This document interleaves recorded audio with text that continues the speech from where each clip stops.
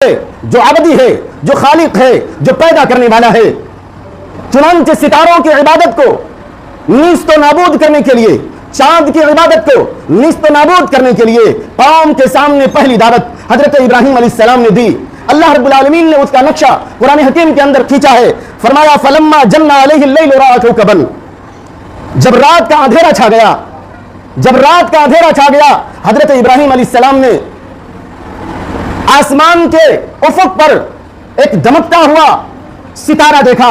सितारा देखने के बाद हजरत इब्राहिम अलैहिस्सलाम ने अपनी कौम से कहा, हाजा रब्बी, ये मेरा रब है।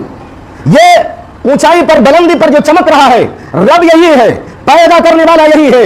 लेकिन जब वो मगरिब में जाकर के अपनी रोशनी को खो देता है, अपनी रोशनी को खत्म कर देता है और डूब जाता है, हजरत इब्राहिम अलैहिस्सलाम क्या कहते हैं, फलम्मा अफला काला ला उहिब्बुल आफिलीन,